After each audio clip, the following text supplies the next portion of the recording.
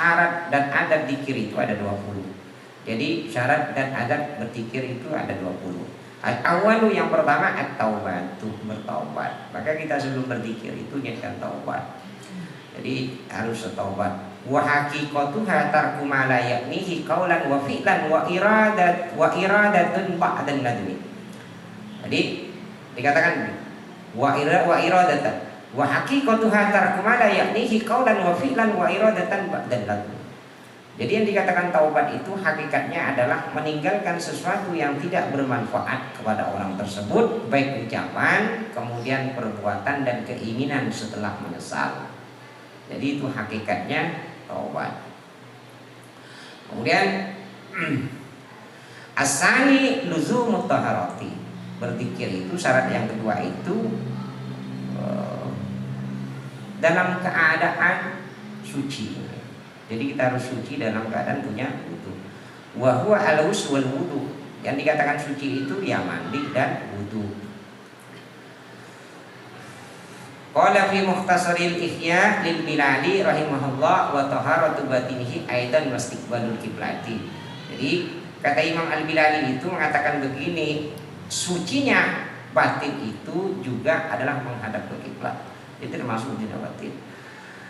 Imam Asim itu pernah ditanya oleh orang-orang di masa itu. Imam Asim itu pernah ditanya, aku itu sholat, aku itu melaksanakan ibadah-ibadah ini banyak sekali termasuk zikir, tapi aku tidak merasakan, tidak menemukan sesuatu, tidak merasakan nikmat.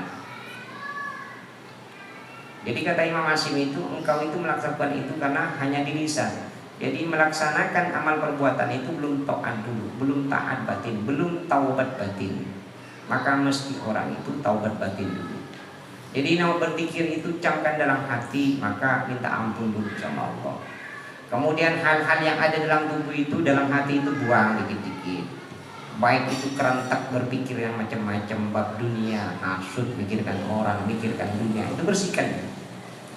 Jadi usahakan kita itu berzikir, jangan bawa sesuatu. Kalau bisa latihan dikit-dikit. Ya kalau tak bisa namanya gimana? Ya pelan-pelan.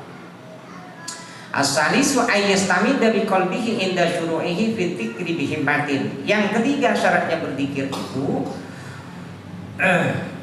adalah bersungguh-sungguh dengan hatinya ketika mulai dalam zikir itu niat bersungguh. Jadi mulai dari rotib pertama, maka di awal kan sudah disebutkan rotib, dari awal itu menghadirkan guru, nanti ada penjelasan.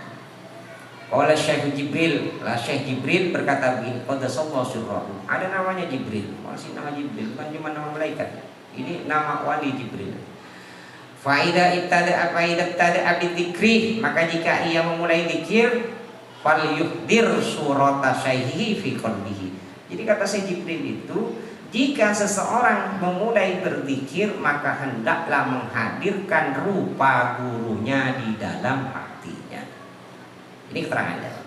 Kalau kemarin hanya disebutkan hadirkan, begitu toh? Nah ini keterangannya.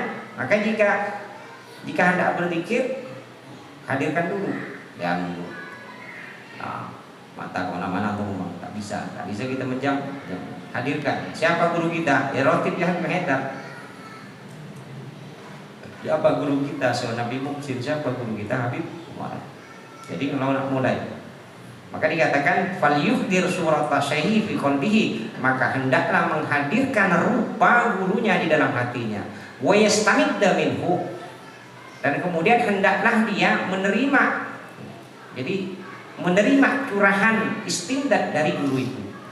Jadi guru itu yang dapat istimdad dari gurunya, gurunya dari gurunya pada Rasulullah dari Allah. Maka kita menadah, apa menghadirkan kata guru? Kita itu menadah namanya. Menadah curhatan fuyudat guru, maka utuh namanya.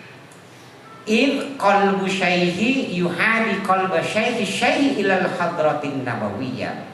Karena hati guru orang tersebut lurus searah kepada hati gurunya, sampai pada guru-gurunya sampai kepada Rasulullah. Wa qalbun Nabi sallallahu alaihi wasallam daimut tawajjuhi ilal hadratil ilahiyah, sedangkan hati baginda Rasul langgeng berhadapan kepada hadratil ilahiyah, kepada Allah. Jadi itu rumus Jawa. Jadi mengapa kita harus menghadirkan guru? Guru kita kepada gurunya, pada gurunya, pada gurunya. Jangan loncat-loncat. Kalau loncat-loncat ya susah.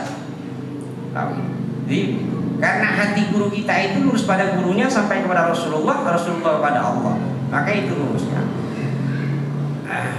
Fadzakiru idza sawwara surata syaihi fi qalbihi wastamiddu min wilayatihi yafidul imdadu min al-hadratil ilahiyya ala qalbi sayyidil mursalin thumma ala qulubil masyayikhi ala tartibi ila ayyantahi ala syaihi fayaqwa ala istismarihi.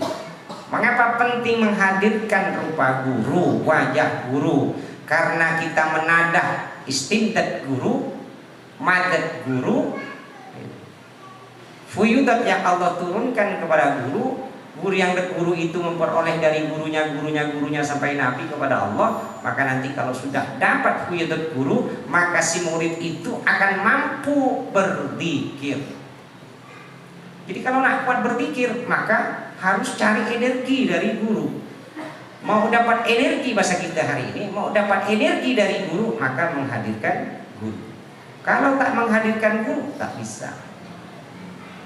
Jadi kalau kita bisa berzikir di sini, bisa berzikir tadi, pada rotib itu adalah kita memperoleh salah satunya fuyudot. Kita dapat guru.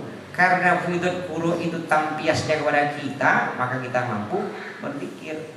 Maka jangan kita bersandar pada nafsu. Kalau bersandar pada nafsu itu kan saya itu nafsu. Maka dikatakan di sini fayaqwa ala istisma'ihi itu wa fi ibtida' ala misal tifli. Jadi mampu dia berzikir karena sesungguhnya murid itu di dalam permulaan itu seperti anak kecil. Jadi pembahasan kemarin kalau dalam kitab Kasyful Ghaib disebutkan, Syekh Abdul Qadir menyebutkan mengapa senantiasa harus menghadirkan guru. Tidak hanya dalam kitab ini saja, Pak. Syekh Abdul Qadir juga mengatakan begitu. Kata Syekh Abdul Qadir mengatakan murid itu ibarat anak kecil, maka butuh dipapa, butuh didirikan, butuh dipegang dan sebagainya. Saat si anak kecil mampu berjalan sendiri, maka nanti orang tua itu tidak akan mapah lagi. Artinya murid ini sudah sampai, sudah bisa sendiri, dan guru itu akan dengan sendirinya akan keluar. Jadi dia tidak muncul lagi. Selama murid ini belum sampai, belum mampu, maka guru itu jangan sampai dilepas. Mengapa harus pakai guru berzikir? Kata Guru Haidar itu karena kita tak tahu berzikir, karena zikirnya dapat dari guru, maka kita menghadirkan guru. Karena kita tak pandai berzikir, zikirnya dari guru, maka